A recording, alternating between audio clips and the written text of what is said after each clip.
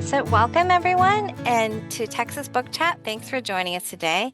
I'm Michele Santos with the Texas Center for the Book, and today I have the honor of hosting this wonderful panel of authors and editors who created our beautiful 2025 Texas Great Read for Adults, Viva Texas Rivers, Adventures, Misadventures, and Glimpses of Nirvana along our storied waterways. A little bit about our guests. Stephen L. Davis is the former literary curator of the Whitliff Collections at Texas State University. The author and editor of 8 books, his literary honors include the Penn Center Award for Research Nonfiction. Sam L. Pfiester is chair of the Whitliff Collections Advisory Council and is the author of 4 novels, The Perfect War, The Golden Lane, Solomon's Temple, and Salt Creek. Dr. Carmen Tafolla is a poet, storyteller, performance artist, and the author of 40 books. She was the State Poet Laureate of Texas in 2015 and the first Latina to be elected president of the Texas Institute of Letters. She is a native of San Antonio, and her awards include the America's Award from the Library of Congress.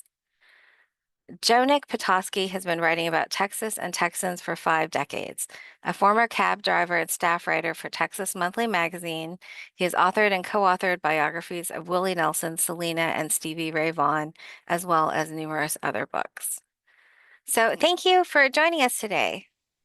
Glad to be here, Michele. Me too. So what inspired the two of you to create this book, and when did you begin working on it? Steve, you start. Okay, I'll start, Sam. So as you mentioned, I worked at the Whitliff Collections for many years, and in that capacity, of course, I got to know a lot of writers and a lot about Texas literature. And one of the most beloved Texas books is John Graves' Goodbye to a River, which is about 65 years old now. And that book was really the first time a Texan had taken a river as a subject. And John Graves wrote this book. He floated along the Brazos River right before a series of dams were supposed to go up and change that river forever. So this was his way to honor this place that he knew, its history and all that, before that river got drowned forever under these dams. And this book has become a classic, and it also had the impact of really stopping 4 of those dams that were going to be built. And so the river is preserved, and Sam and I had a chance to float on a stretch of it, which is called the John Graves Waterway, I believe, which is named for him in honor of what he had done. So anyway, at the Whitliff Collections, we have John Graves' archive there. And I just sort of known over the years that other writers had contributed their own pieces to our group portrait of Texas rivers. The Meadow Center at Texas State, where Andy Sanson been the executive director for many years, has a book series with Texas A&M University Press. They have great books like Wes Ferguson writing about the Sabine River, or Margie Crisp writing about the Colorado River. And also know of the great poets we have in Texas who've written about rivers, everybody from Carmen Tafolla to Pat Mora, Sandra Cisneros. And then just knowing writers, I've known writers like Sam Pfiester, for example, who is a river ratus americanus. Also people like Bill Minutaglio, who has become just a passionate advocate for the Llano River, or Joe Hawley, who really became fixated on the Canadian River. And they hadn't, people like Minutaglio and Joe Hawley hadn't written about rivers yet, but we knew there were a few people out there who really could tell the story of their particular river. So Sam and I were just talking about these sorts of things, and we wondered, is there enough material out there to actually create an anthology of Texas rivers? So that was kind of our idea to begin with. And then Sam kind of took it to another level from there. Well, the level I took it to, Michele, was when Steve brought up the idea. I said, well, on one condition, that is, if we float some of these rivers ourselves, particularly with some of your author friends. I grew up in Fort Stockton, way out in the Chihuahuan Desert, and if you grow up in the desert, with 12-inch annual rainfall, you are naturally captivated by moving water, especially rivers. And so, really, I think, Steve, I got inspired. I don't know if you remember, but you and I floated the San Marcos River together in a canoe just downstream from San Marcos. And we started talking about rivers, and rivers have always been kind of a fascination for me. And so when Steve suggested that we might co-edit an anthology of rivers, find out a lot of, in fact, all of the really prominent authors in Texas and the Southwest, to ask or get their permission for an article on a river that they really love. And it turns out all of them have Uh, great stories and great passion about rivers near where they lived. So it just turned into kind of a natural float trip for both of us. So, when you approached people, did they, I mean, did you have a budget for it, or people were just kind of doing this out of the goodness of their hearts, or, you know, You know, I mean, a book like this is a book really designed to be a group love letter to Texas rivers, okay, yeah. and so the Woodliff Collections fortunately did have a budget, and we were able to get funding too from a couple of foundations. Oh, Um, Carmen is so, here. all right, All right. Hey, Carmen. Carmen. Hey, Carmen. Thanks for joining us. Thank you for having me on, and my apologies. So your opening poem, This River Here, it's so stunning. And so what memories did you draw from when writing it? Well, it was so easy to write that poem because it was my family's life, and I grew up on the memories of the people that had died before I was born. So my father was forever telling me, you know, we'd be driving in the car and he'd say, "Look down at the street. This is the last street they left here. It's made out of mesquite block." And he'd go on talking about how the mesquite block was down by the mesquite trees were down by the river, and how they would go down by the river and gather the mesquite beans when times were tough. And they had a cow in the backyard in the west side of San Antonio. A lot of people had chickens, but my grandfather decided with a family of 12 he'd better have a cow. Oh my And gosh. so when it got difficult to feed the cow, they would gather up mesquite beans as well. Oh.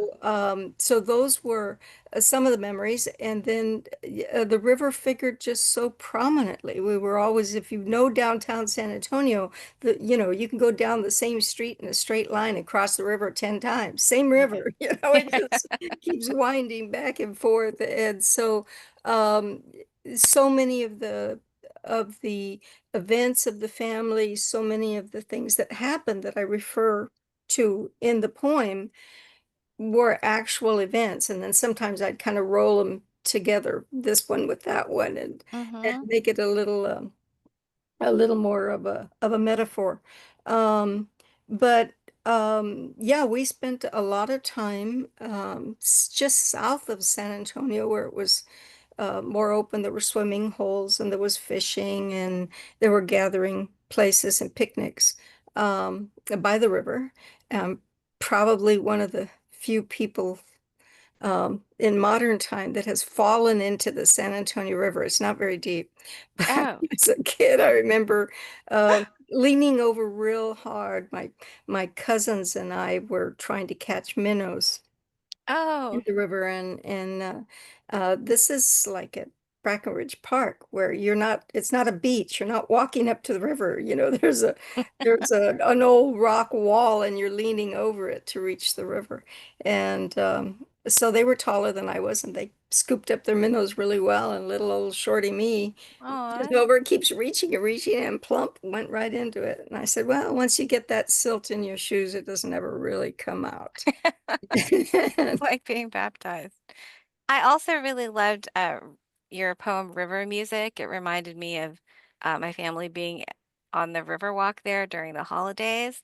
And how did you give the poem such a musical feeling? Are you a musician, or you No, just kind of okay? no, I am not a musician. I had seventh grade orchestra and eighth grade band, and that was the extent of my musical training. Um, but I do think that poetry itself has a musicality. And you might recall Leopold Sédar Senghor, the former poet president of Senegal, who in a wonderful interview talking about the power of poetry said that it wasn't visual, it was auditory, that a poem, in order to be poetry, had to be, see if I get this right, story and song and the human voice. And Oh, for wow. me, the human voice is what always wins out. So I hear things, I hear people talk, and the way they talk is extremely poetic. And if Mm, we're just trying to get information packed into a poem, we don't achieve that. So I always try and reach for the human voice. Does it sound like something that reverberates in other people's chests? So yeah. that's where the musicality comes from, I guess. I love music, but I am not a good performer of music at all. Although you're a tremendous poetic performer, obviously. Like I watched we're gonna try to intersperse part of your video of you performing the poem with with this. Yeah. Um, so for each of you, what is your favorite memory related to a Texas river? Steve, start out. Okay, I'll start.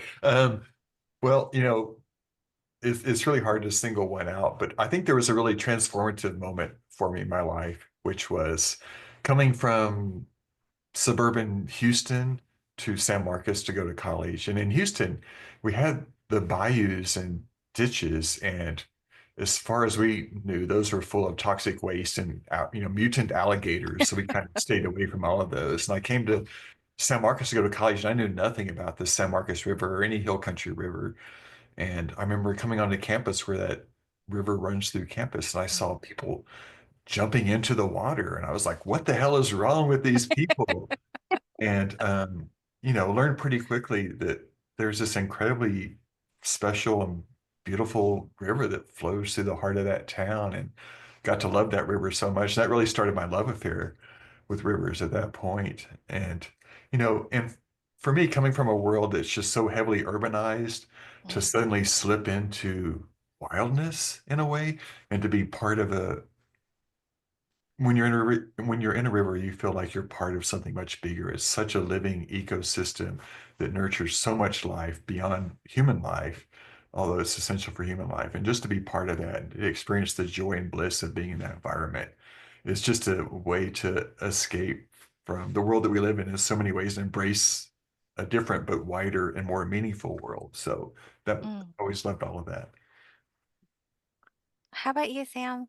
Well, it's hard to say specifically, but our family for years, well, my great uncle, great aunt owned a ranch in what's now the Big Bend National Park before it was a Oh, park. okay. So in the 40s and 50s, we would always go to our families, would always gather at a campsite on the Rio Grande in the back of what's now Big Bend National Park.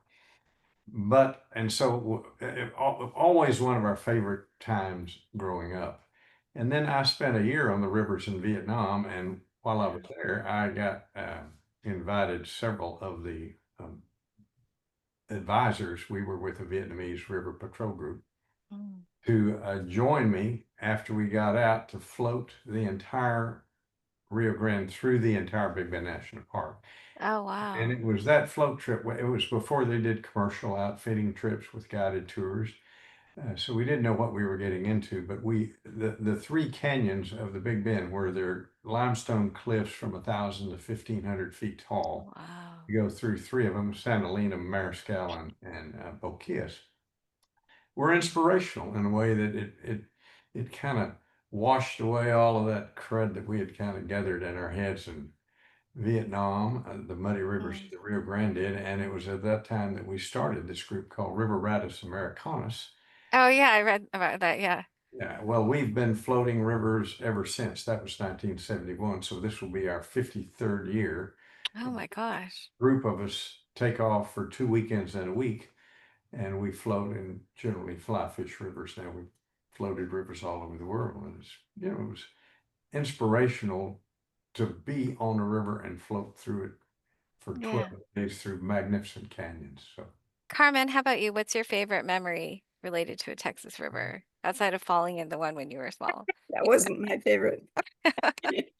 Um, there's so many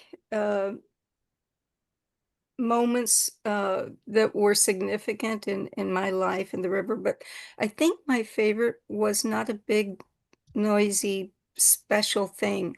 Um, s- at one point, the San Antonio Public Library downtown was right on the river before it moved to its current location. Mhm. And I think I was my senior year in high school and I had homework and I decided to go to the library, which was always a big temptation because you want to roam the stacks and look at books and do other things other than the homework.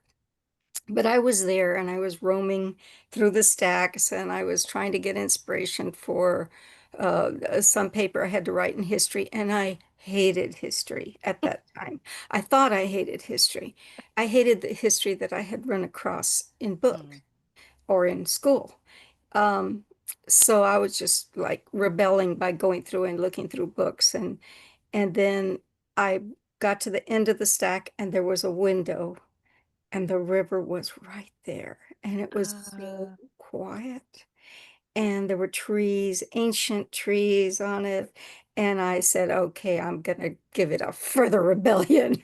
I'm going down there. Forget, I'm leaving all my stack of papers right here and I'm going down to the river and spend a few minutes on there. So I step out of the library. It's super noisy because it's the downtown city streets and all the honking and the whatever's going on. And then you go down the stairs. You may know this downtown San Antonio River's at a whole different level like than the down the downtown thing. Yeah. streets are. It's where the old city used to be before it grew literally taller.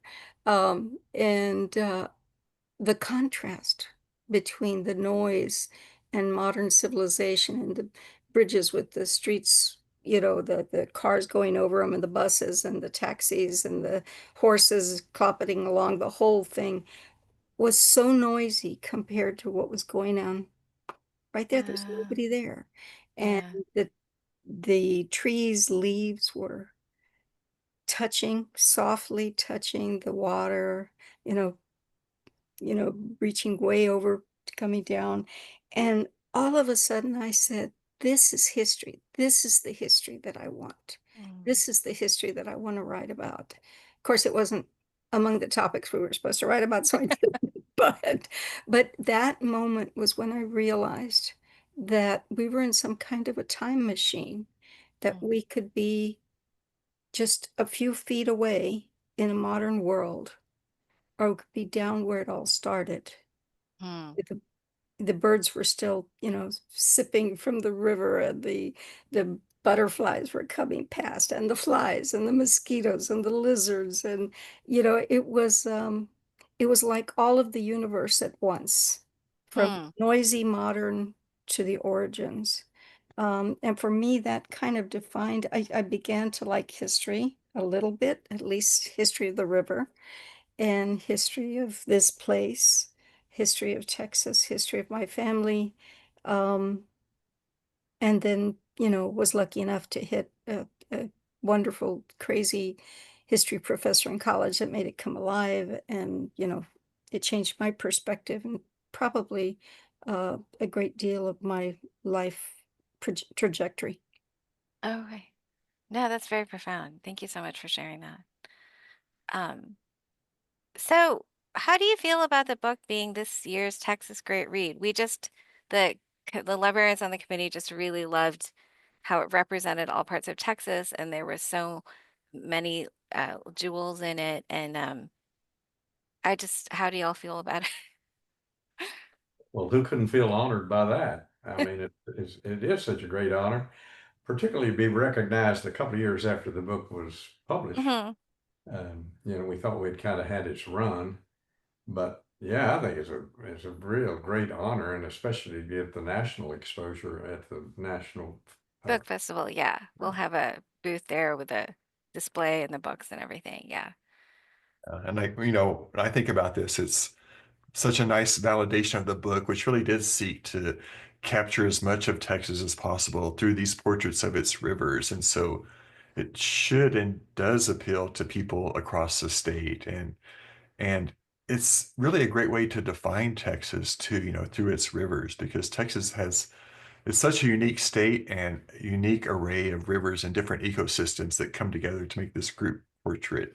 And it really does shine so much light on our amazingly varied environments and ecology, but also our cultures too. And there's something for everybody in there. So it was really nice to see this happen.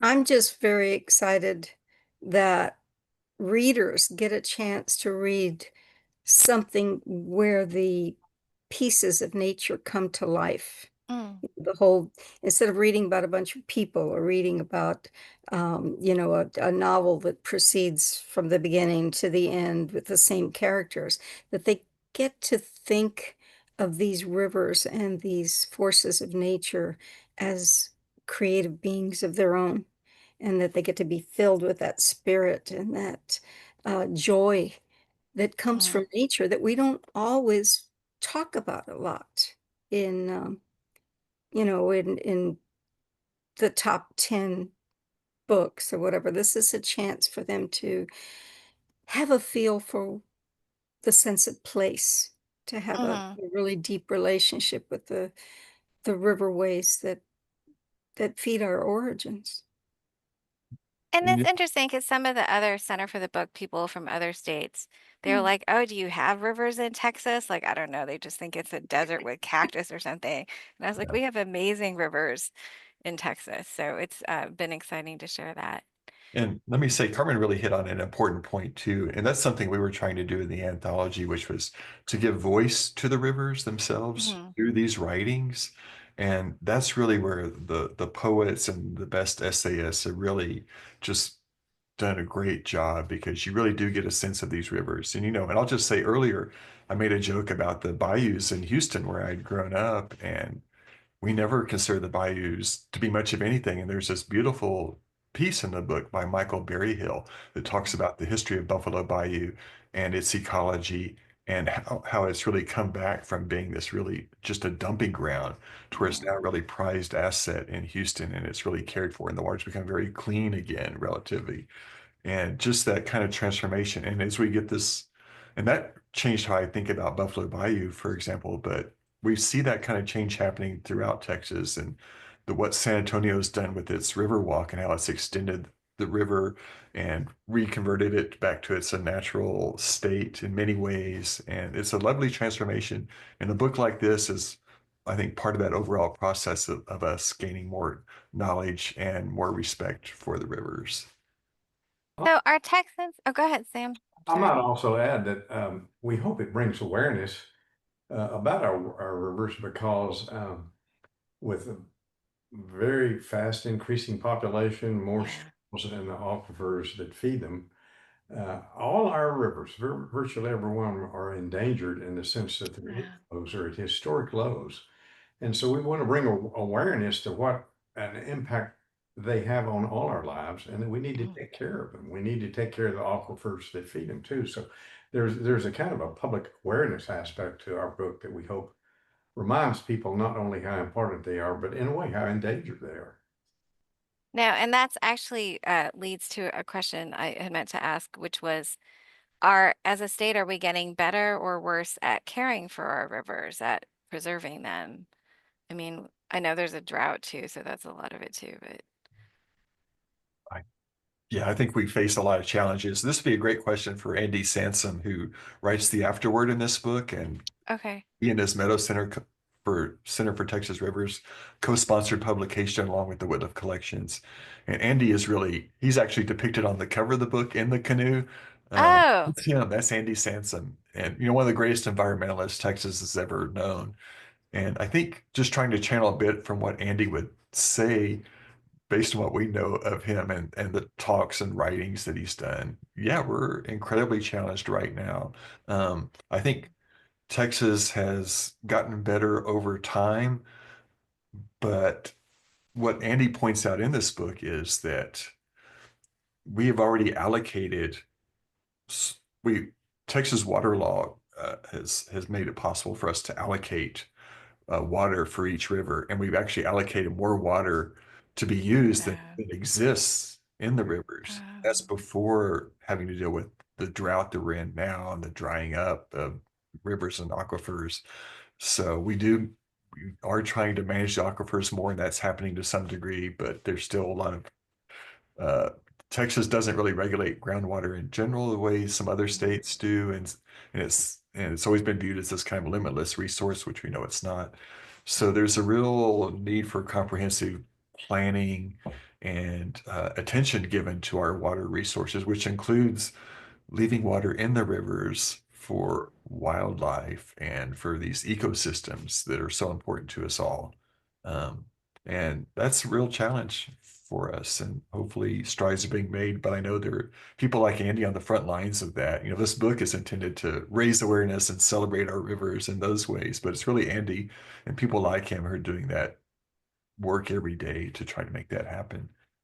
And Steve and Sam, I wouldn't underestimate the role that this book plays in being a tool to help people become more aware of the rivers in this place and in the world, because people can take things for granted, can move on and say, well, let's go to something exciting. Let's go to a special movie. Let's go to a premiere. Let's go to a dance. Let's go to a concert. And here we're giving people the understanding of what it really can mean to interact with the river. So the book becomes a tool, and that tool raises awareness, and that awareness causes action to deal with these challenges so that we do protect our rivers. And it's urgent that we do, because we are in a crisis situation when it comes to our natural environment right now. I also wanted to mention when Steve mentioned the way that the rivers have been celebrated and made the focal point of cultural entertainment and cultural events, that San Antonio has really invested a lot in making the rivers actually something of an art museum, because all of the new artwork and interspersed with poetry, of course, that's going up, is continuing to happen, not just along the rivers, but now along the creek beds like San Pedro Creek, which becomes an entire art event. It becomes a gallery, an outdoor gallery. Oh, that's wonderful. So as you said, Viva Texas Rivers came out a few years ago. And so what has been the reaction from readers to the book? I think we've seen a lot of people that are surprised when they get into it, just how addictive the book is. Oh, I'm just going to read this one little piece, and then they read the next one, and then they read the next one. And there's a diversity of perspectives, of experiences, of emotions that come from it. So the river becomes kind of a metaphor for our lives, because it reflects so many different aspects. It's the same river, but it's not always the same. It's always changing. Oh, thank you. Hey, Joe. Joe Nick. Oh, you're muted.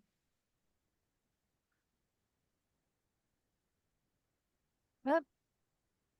I think you're still, oh, there we How's are. that? Better? There you Much are. better. Loud Thank you and for clear. joining us. I know you had a family emergency in or out of town, so I appreciate you making time for us. Sure.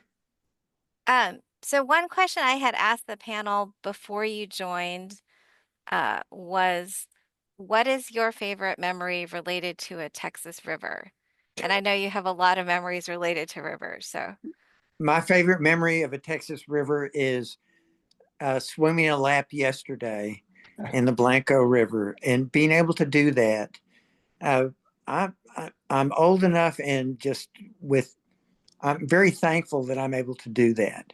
It's something that I've kind of taken for granted, but I've been swimming that river for 32 years, Oh, wow. and it's, it's, I've seen it change. It's sometimes it's hard to take to see it diminish the way it has, but to be able to get in yesterday, there was enough water, and the water was cool enough, and go down there to the river, swim a lap, take my dog with me, take dog treats and feed the catfish afterwards. I don't know how much better life can be.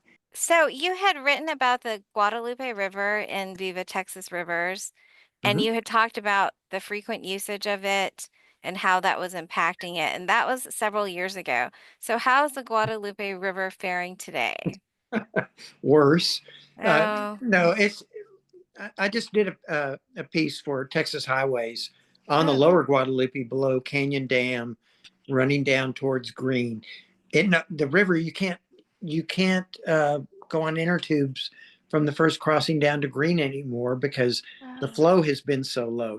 Canyon Lake, which feeds that part of the river, is at an all-time record low, and oh, still there were definitely last weekend on the lower Guadalupe, that stretch, about 10-mile stretch, there were at least 25,000 people there. oh my gosh. So people love it, and they know, uh, I mean, Texans know where the good spots are, but the crowding has become an issue, and you just can't make more rivers or water. So Guadalupe has issues with just the low flow, and yet record crowds. The Comal, the same thing is they're jammed up this time of year on weekends. And San Marcos at Rio Vista Park, just this last week, was floating the idea that people from out of town are going to have to pay an extra fee because it's Okay. gotten so overrun with people wanting to use it.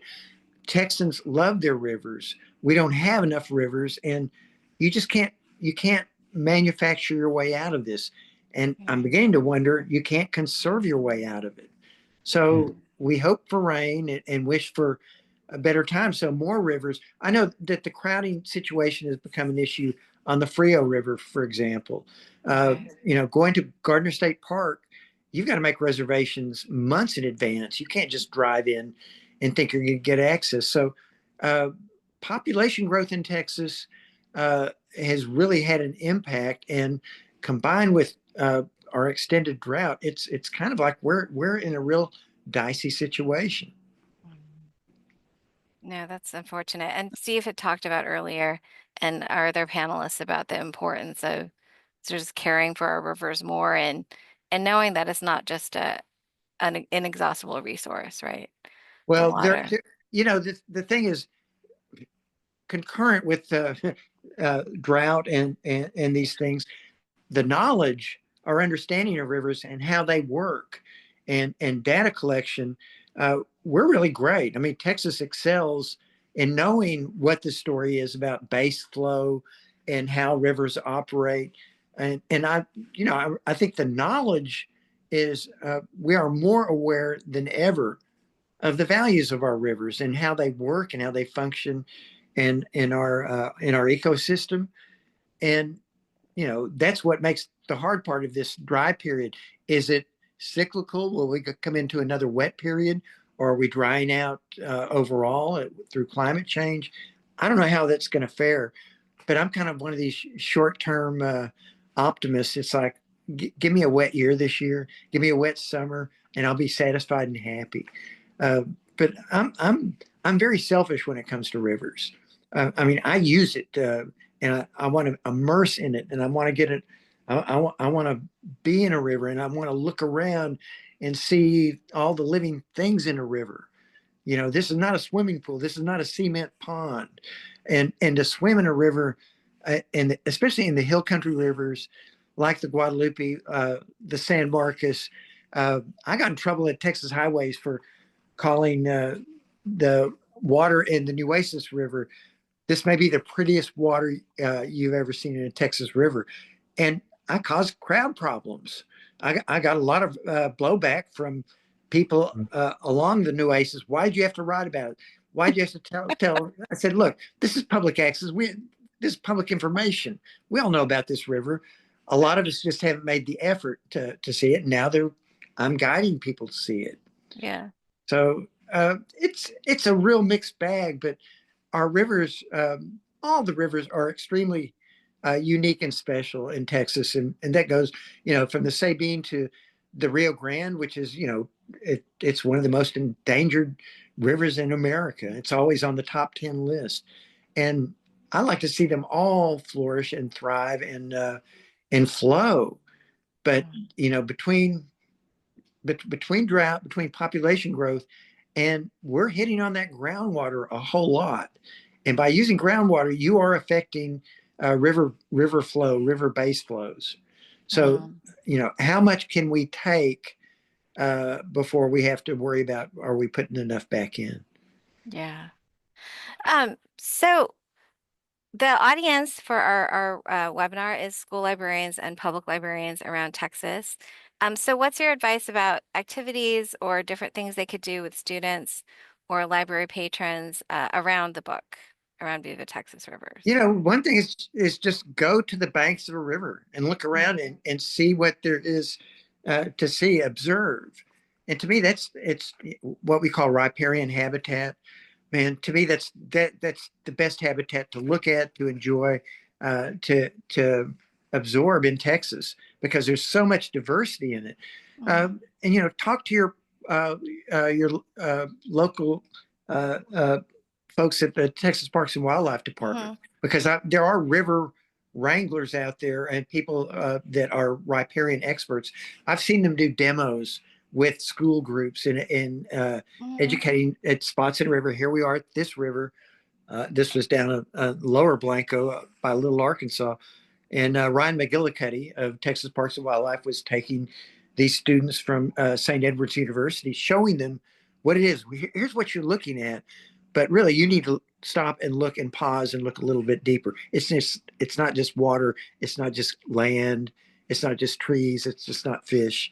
But it's the whole shebang. Is like, to me, that's the best part of Texas. That rivers are really the icon of natural Texas in my book. Yeah. Anyone else? I'd say this, Michele, as a grandfather with 7 grandkids, like a lot of grandparents and parents, we worry about the addiction of screens, because nowadays most young people are, if they're not addicted to them, they're certainly compelled to use them. And the great antidote to that is just put them in a river. We have a place on the Llano River, and our grandkids get there, and you just have to make them come in for dinner. They will spend all day on the river, never think about a screen, and they're just playing in the river, throwing rocks, whatever they're doing. So my advice would be, hey, if you want to help the youth of Texas, put their feet in the river. I love that. Anybody else? Yeah. Oh, go ahead, Carmen. Well, I keep thinking about how English teachers, creative writing teachers, drama, speech teachers are always looking for something they can do that'll get the kids up and speaking. I really believe a lot in performance, because when you perform something, you really remember it. I mean, I was in a play in 7th grade, and I had like 6 words in the play. I still remember them. You memorize them so well because you have to say them in front of people. So what I would do with the classroom, if there was a chance to put together some kind of, if not a play, at least a dramatic reading or a theatrical dialogue, something, ask the kids to just flip through the book, find a sentence or a paragraph that jumps out at them, and read it. Just practice reading it. And then have the teacher put their favorites together in an order that makes sense, create something on stage that they can present, interspersed with creative writing teacher idea, which is what was the most exciting thing that ever happened to you at a river. Well, somebody will say, I found an arrowhead. I found an Indian arrowhead. Somebody else would say, I found a bone. And I don't know if it's a deer bone or a rabbit bone or a human bone, but I found this bone, and that means the silt at the bottom of the river holds so many secrets. They can write about it, and they can intersperse those original pieces in with pieces from the book and be received, with great applause by parents and community. If they can organize something longer term like that, I think it's very helpful, because the children get a sense of pride and they do not forget what they had to perform.